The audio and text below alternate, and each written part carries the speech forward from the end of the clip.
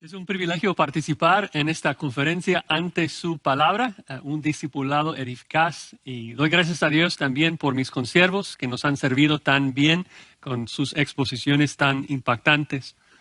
Como hemos estado escuchando, lamentablemente muchas veces el acto de hacer discípulos se ha hecho sinónimo al acto de evangelizar.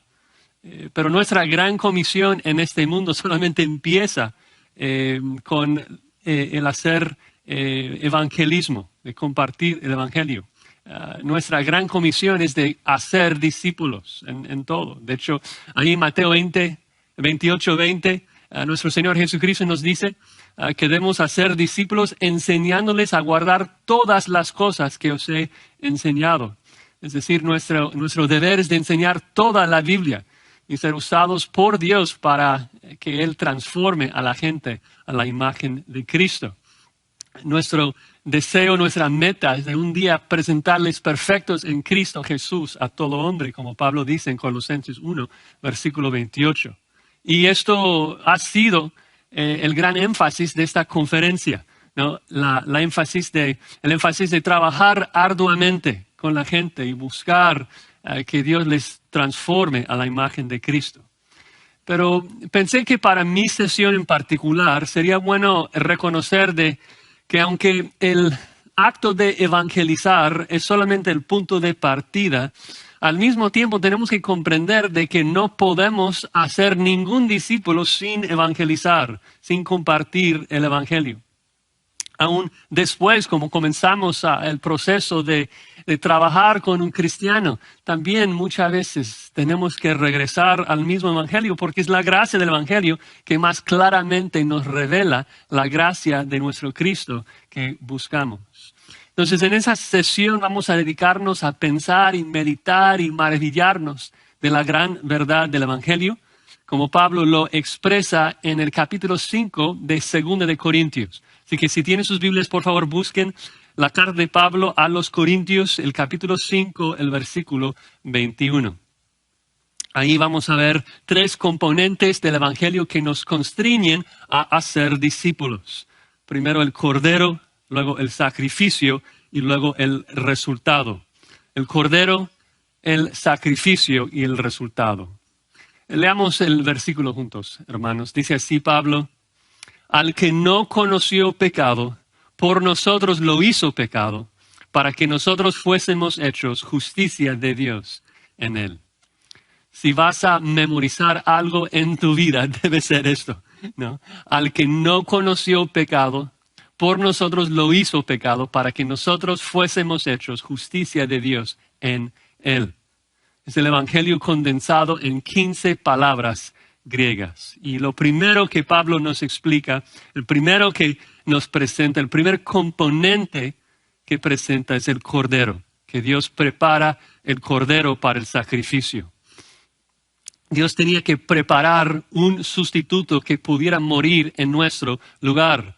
Dios es justo, y si Dios es justo, significa que tiene que castigar al pecado. Un juez justo no puede solamente absolver a un asesino, tiene que juzgarlo. Y debo enfatizar esto un poco porque la frase que precede nuestro versículo, es decir, 2 Corintios 5, versículo 20, enfatiza que todo ser humano necesita ser reconciliado con Dios. Todos nacemos pecadores, todos merecemos la muerte y todos por nuestro pecado nos hemos hecho enemigos con Dios. El alma que pecare, esa morirá. La paga del pecado es muerte. Entonces, todo ser humano concebido en Adán merece muerte. Romanos 5, versículo 12. Cada niño que nace en este mundo nace muerto espiritualmente. Nacemos como cadáveres espirituales. Efesios 2:1 dice que estuvimos muertos en nuestros delitos y pecados y que por naturaleza éramos hijos de ira. Por lo tanto, nacemos enemigos con Dios. Romanos 5:10. Y ahí está nuestro problema principal.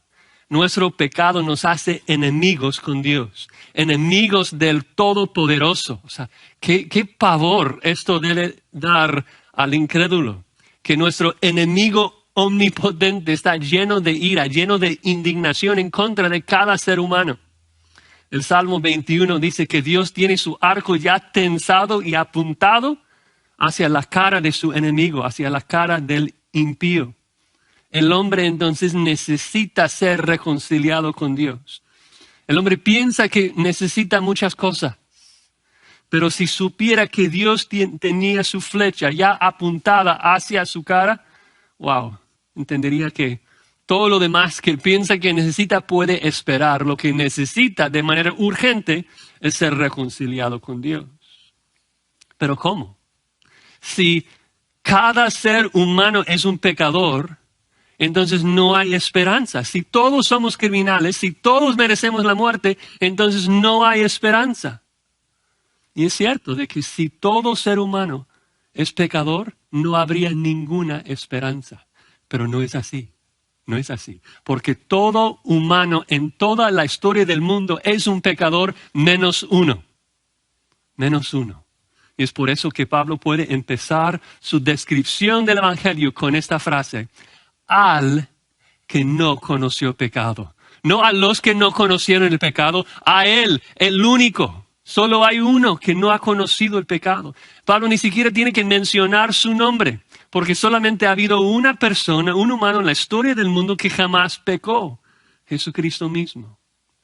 Observen también que dice a él. A él, y eso es importante, es un pronombre masculino porque describe a un hombre, describe a una persona, un humano, un sustituto para otros hermanos. El que no conoció pecado es uno de nosotros, nacido de mujer, 100% humano. Claro, hay un misterio allí de cómo es de que el eterno Hijo de Dios, 100% Dios, pudo hacerse hombre. Pero es vital para el Evangelio, es vital para nuestra comprensión de Cristo, preservar las dos naturalezas de la persona singular de Cristo, que el Hijo de Dios se hizo carne. Un hombre que vivió una vida de absoluta perfección, cumplió la ley y luego murió vicariamente por nosotros en nuestro lugar. En particular, en un contexto más judío en los tiempos de la Biblia, era tan importante esto, reconocer de que la sangre de los toros y los machos cabríos, de los otros animales, nunca podría hacer lo que Cristo hizo en el Evangelio. Nuestro sustituto tenía que ser un hombre como nosotros, y perfecto, para que no mereciera su propia muerte. Por eso dice, al que no conoció pecado. ¿Qué significa esto, que no conoció pecado? Bueno, una simple definición sería de que el pecado es caer corto de la perfección divina en acción, actitud o naturaleza. Y muchas veces cuando hablamos del pecado usamos la ilustración de fallar dar en el blanco. Y esto es cierto hasta cierto punto. Pero es interesante porque creo que la ilustración no ayuda tanto para los incrédulos, para los impíos. Porque luego muchos predicadores imaginan de que ellos están apuntándose hacia la diana y sí, erran un poco y no llegan al blanco, pero no es gran cosa, ¿no? Pero, si queremos hacer la ilustración tal vez un poco más acorde a la Biblia, sería ver a un impío, ¿no? Que está en una competencia de arco y flecha, y después de tensar su arco tremendamente enfadado contra el juez, gira, da su espalda al blanco y mata al hijo del juez, ¿no? El punto es de que cada pecado es tremendamente feo, ¿no? Es terrible. Y aún como cristianos a veces caemos en el error de minimizar el pecado. Pensamos, bueno, es que no soy como los incrédulos, no maté al juez, no estoy enojado con Dios. Pero el punto es de que fallamos en todo momento. El punto es que has tirado millones de veces hacia la diana y ni una sola vez en tu vida le has dado exactamente en el blanco. Siempre erramos. Dios jamás ha dicho de ti, uy, bien hecho, mijo. Oye, todos, este es mi hijo amado en quien tengo complacencia. Él está portándose exactamente como me agrada. Jamás ha dicho esto a nadie menos uno, su hijo amado, Jesucristo, el que no conoció pecado. Es interesante también ver la selección del verbo. que Pablo dice que Cristo no conoció pecado. Muchas traducciones lo cambian y dicen que Cristo no cometió el pecado, y entiendo la razón, pero Pablo no escribe esto. Dice que Cristo ni siquiera conoció el pecado. Y me encanta esa énfasis. Antes de hablar un poco de por qué Pablo escogió la palabra, quisiera aclarar de que Pablo no está comunicando de que Cristo ni siquiera Cristo ni siquiera entiende lo que es el pecado. No debemos concluir con eso, de que Jesús no nos puede comprender porque no entiende lo que es el pecado. No, al contrario. Él es un humano que sufrió siendo tentado, como Hebreos 2 dice. Él fue tentado a pecar y sabe exactamente lo que es el pecado, lo sabe y lo odia. Pienso que más bien Pablo escoge esa palabra conocer para enfatizar la pureza de Cristo, que está lejos y alejado del pecado. No está alejado de nosotros, está alejado del pecado, porque Él es un cordero sin mancha y sin contaminación. Cristo se guardó totalmente puro, activamente vigilando cada pensamiento, cada acto, cada palabra en cada segundo de su vida. Es totalmente incomprensible e inimaginable para un hombre caído como yo entender cómo es de que Cristo pudo vivir en perfecta santidad, siempre amando a Dios perfectamente con todo su corazón. Impresionante. Y eso es parte fundamental del Evangelio, porque Dios, el juez, es perfecto. Y Él demanda y solamente acepta la perfección. Solamente aceptaría entonces un sacrificio perfecto. Y Pedro dice que Cristo es el cordero sin mancha y sin contaminación. Hebreos dice que es santo, inocente, sin mancha, apartado de los pecadores. Cristo jamás conoció la experiencia de pecar, jamás. ¿Y ven cómo esto nos motiva a ser discípulos como Cristo? ¿No te insta eso de pensar y meditar en la pureza de Cristo? ¿No te insta a querer ver esa pureza en otros? ¿No anhelas vivir en un mundo en donde cada persona en el mundo es como Cristo? Que todos te sirven, todos te aman, que tú puedes amarlos y servirles perfectamente sin pecado. Si nosotros queremos vivir en ese reino de Cristo, eso debe instarnos a no solamente evangelizar, sino después de que Dios los salve, trabajar con ellos para que ellos puedan mejor reflejar la belleza y la hermosa de la imagen de nuestro Cristo, su pureza, su gracia, su misericordia, su justicia. Eso debe ser el anhelo de nuestro corazón, de ver a todos los humanos, a todos los redimidos, todos los escogidos, reflejando y brillando la perfección y la pureza de nuestro Señor y Salvador Jesucristo. Bueno, esto nos llega al punto 2, con el Cordero perfecto ya preparado.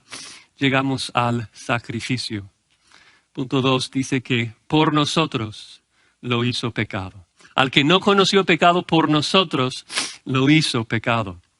Observen de que nosotros no participamos en nada en este versículo. No colaboramos en ninguna manera. Todo fue hecho, según dice, fue hecho por nosotros. No que nosotros lo hicimos. Al que no conoció pecado, por nosotros lo hizo pecado, para que nosotros fuésemos hechos justicia de Dios en él. ¿Qué hicimos allí? Nada, recibimos allí, pero no hicimos nada allí. Dios es el sujeto, Dios es el héroe, Dios lo hizo. Lo hizo por nosotros. Y no para que nosotros nos hiciéramos justicia, no, para que recibiéramos justicia.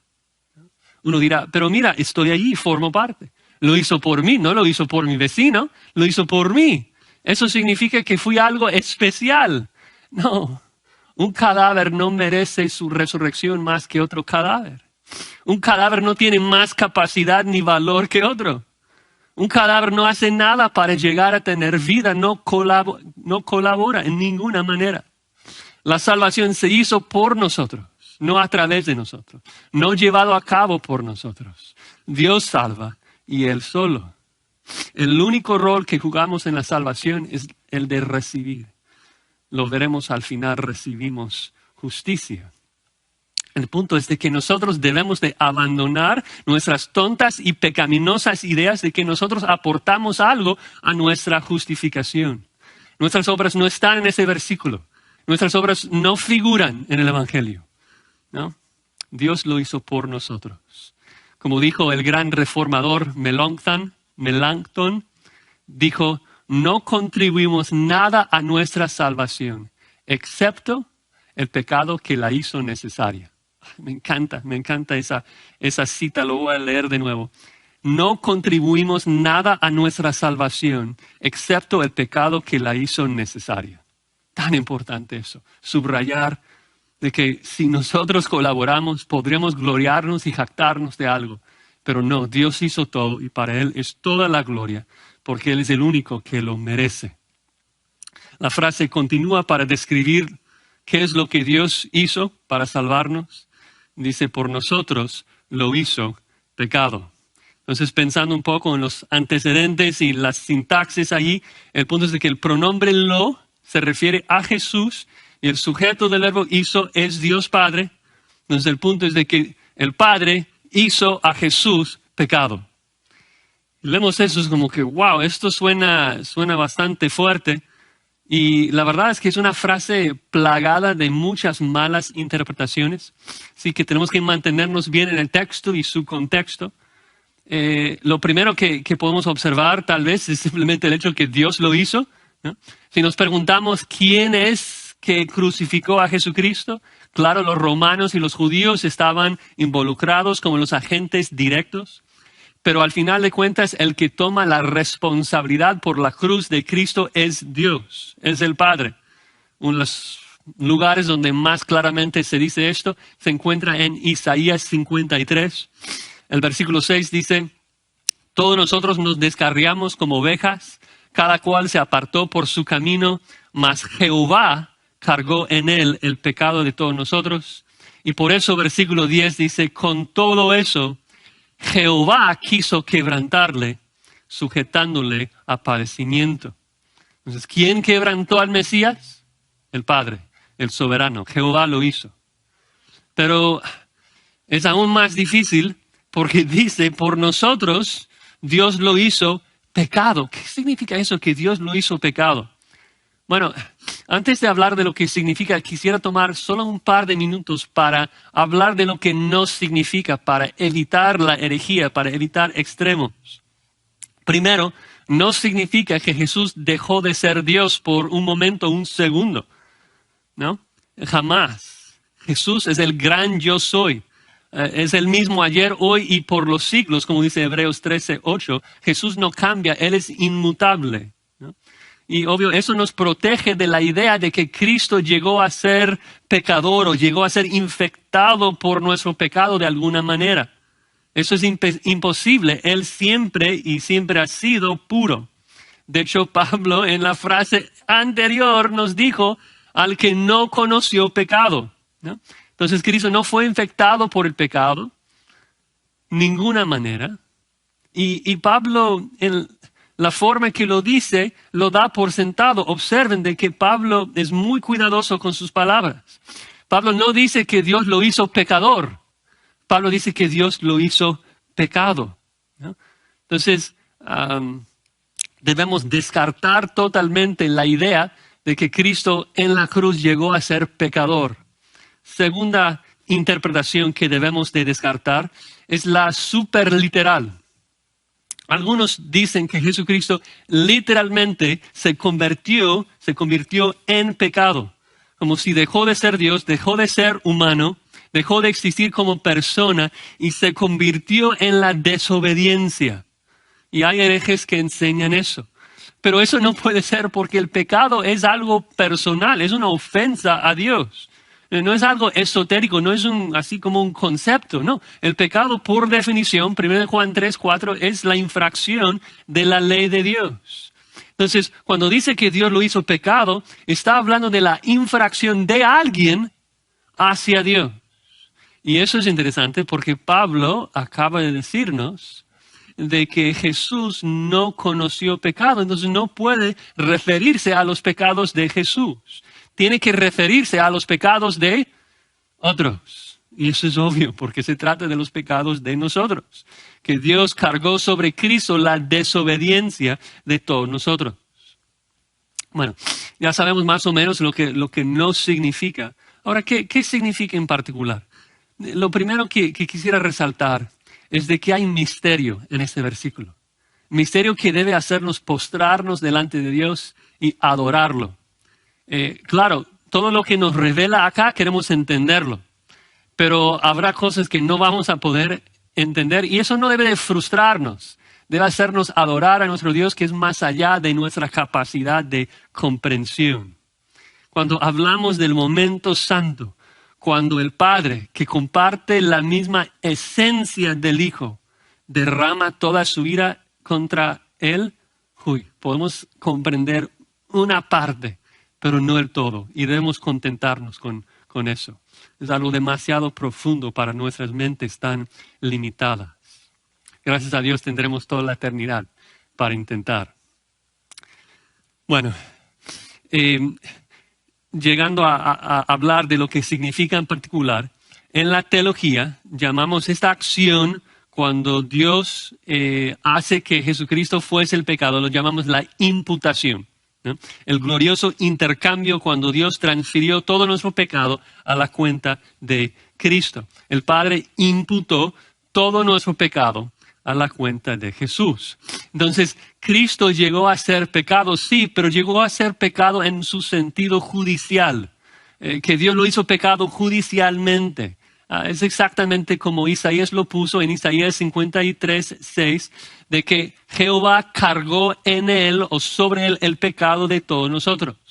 Jesús, por decirlo así, estaba cubierto de nuestro pecado y por eso Dios le mató, porque estaba aplicando la pena de muerte por nuestro pecado que estaba en la cuenta de Jesús. Otra cosa que tal vez nos puede ayudar es de que el verbo hacer lo hizo. El verbo hacer en griego es muy general, es muy genérico. Y de hecho la misma sintaxis se encuentra también en Hebreos 3, versículo 2, en donde literalmente dice de que Dios hizo a Cristo un apóstol y sumo sacerdote. Es el mismo tipo de sintaxis. Pero cuando dice que Dios hizo a Cristo apóstol, cuando dice que Dios hizo a Cristo, no está diciendo que Dios creó a Jesucristo. Cuando dice que Dios lo hizo apóstol, la idea más bien es como que Dios lo nombró apóstol. Dios lo designó como apóstol. Y es en la misma manera que Pablo está usando la palabra aquí en 2 Corintios 5:21, que Dios hizo que Jesucristo fuera pecado en el sentido de designar a Cristo, designarlo como el sustituto que iba a cargar todo nuestro pecado.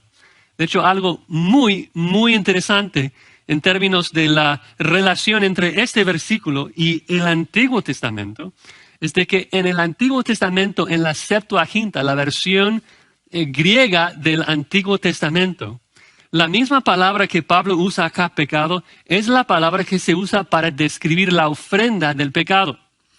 Por ejemplo, en Levítico 4, versículo 29, dice lo siguiente.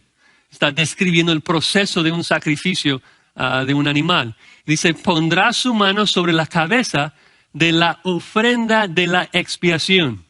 Y la palabra griega detrás de la frase, la ofrenda de la expiación, es la misma palabra que Pablo utiliza acá, pecado. Entonces, literalmente Levítico, una traducción literal sería, pondrá su mano sobre la cabeza del pecado y degollará al pecado en el lugar del holocausto.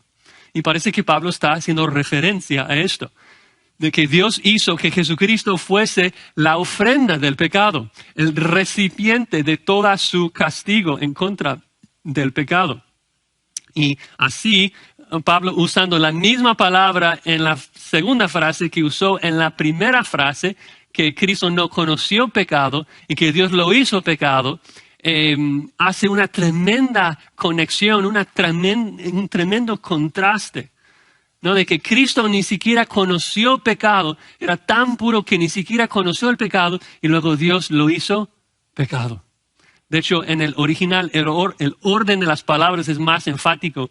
Dice, el que no conoció pecado, por nosotros pecado lo hizo. El contraste es contundente. El punto es como que el que ha odiado, el que ha aborrecido el pecado por toda la eternidad, ahora Dios lo hizo exactamente lo que aborrecía. Qué tremendo, ¿no? Demuestra lo feo que era para nuestro Señor Jesús, el Cordero sin mácula, que Él tenía que ser la persona, tenía que ser el Cordero perfecto que odiaba el pecado, tenía que ser Él que cargaba con nuestro pecado. ¿Te imaginas, no? Toda su vida terrenal, peleando, sudando, desgastándose para no cometer, para no conocer pecado. Y luego, al final, Dios le hace culpable de todo nuestro pecado.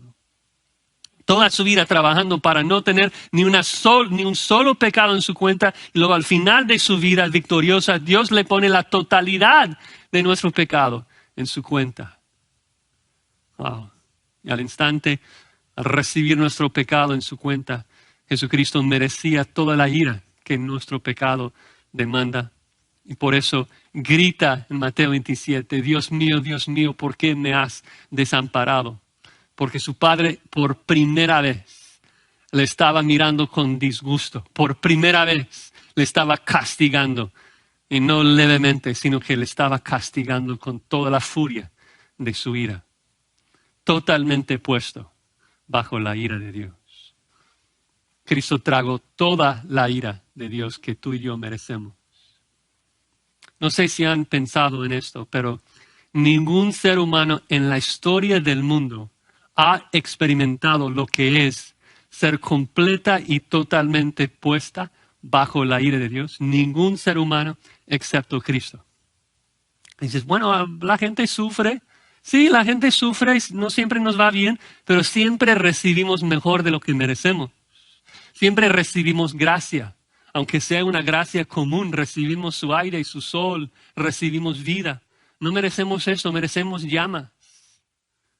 Aún en el infierno, nadie va a recibir toda la ira que merecen. Dices, uy, esto suena como herejía, ¿cómo puedes decir esto? Bueno, piénsalo. Los impíos estarán en el infierno para toda la eternidad, recibiendo ira, quemándose constantemente en el infierno, y el infierno jamás se acabará. Y la pregunta es ¿por qué? ¿Por qué es de que el infierno jamás se acabará? Porque jamás un impío en el infierno podrá decir, ya sufrí lo suficiente, ya pagué mi deuda. Ya recibí todas las consecuencias de mi pecado, ya tomé toda la ira merecida, ya debes dejarme salir de ese lugar. Nadie. El pecado es tan feo, tan tremendo, tan ofensivo a Dios, que el hombre tiene que recibirlo por toda la eternidad y aún así no sería suficiente. Pero Jesús, por ser un ser infinito, todopoderoso, pudo soportar toda la ira de Dios en la cruz. Tomó toda la copa de la ira de Dios en contra de nuestro pecado.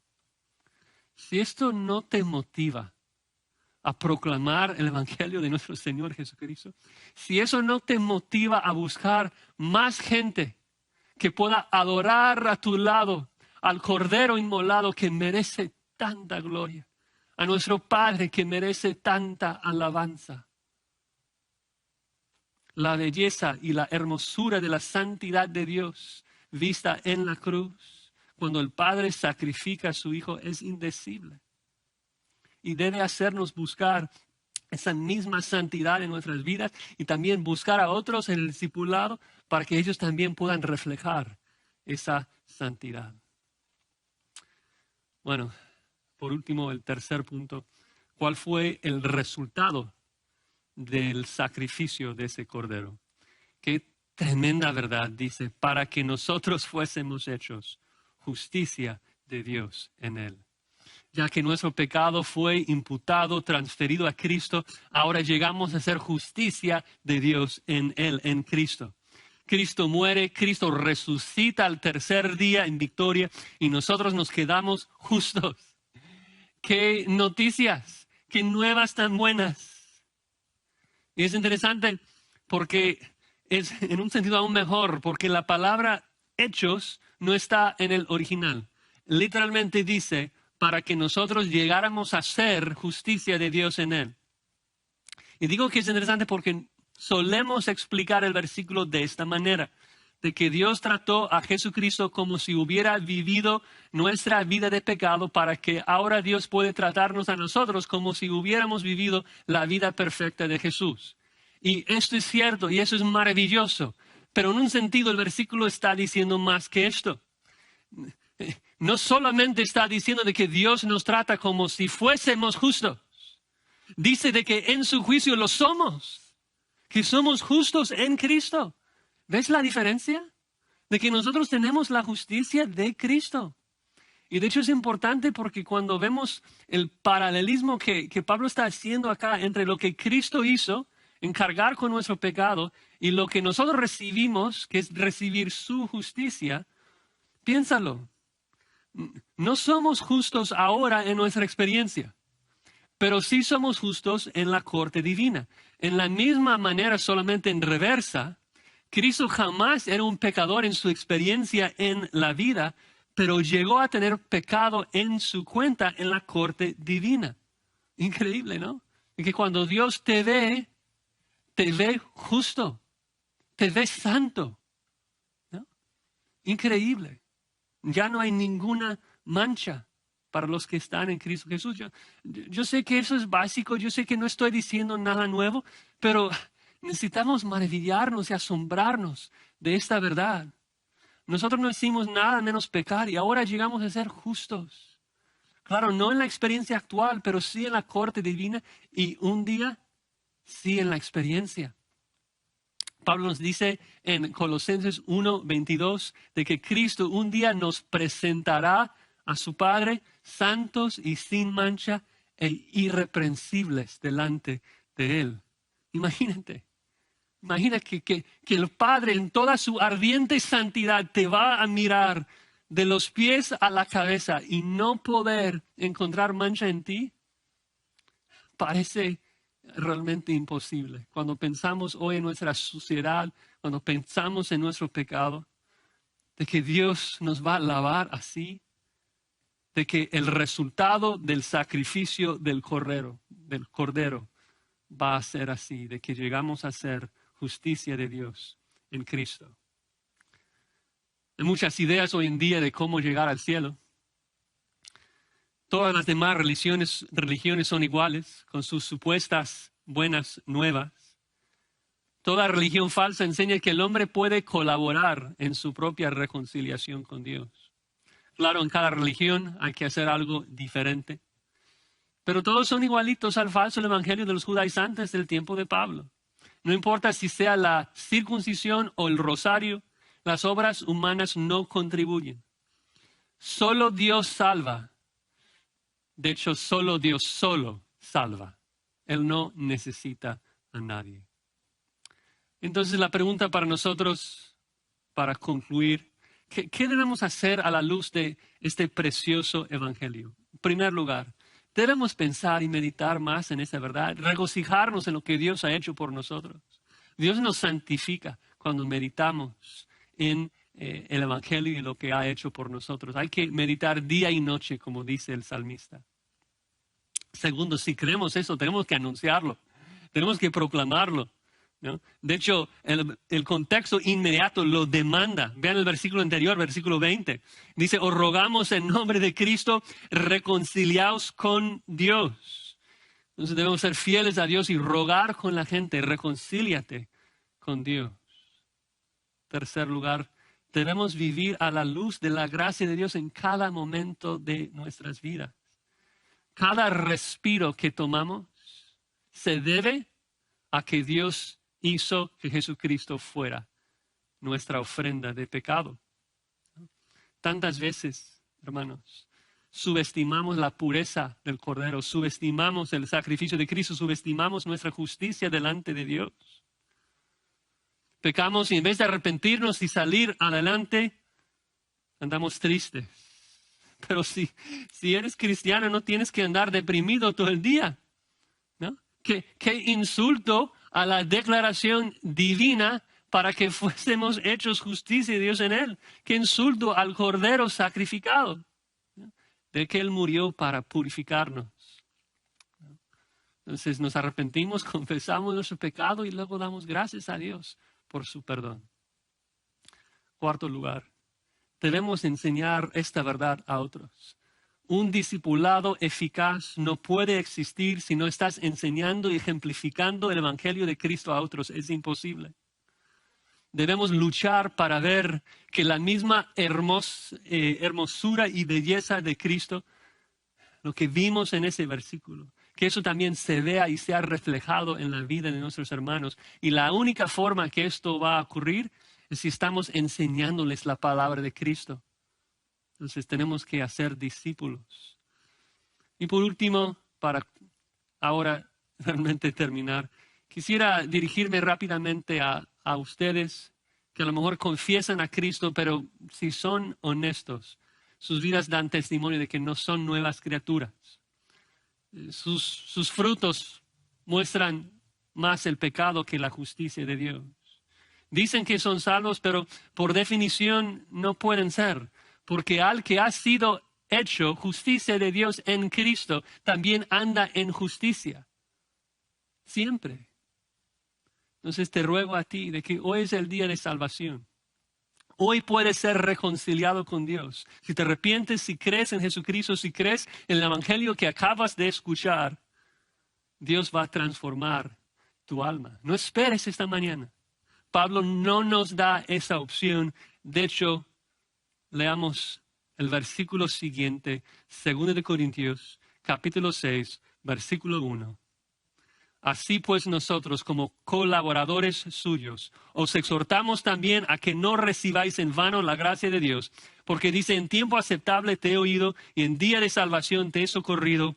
He aquí ahora el tiempo aceptable, he aquí ahora el día de salvación.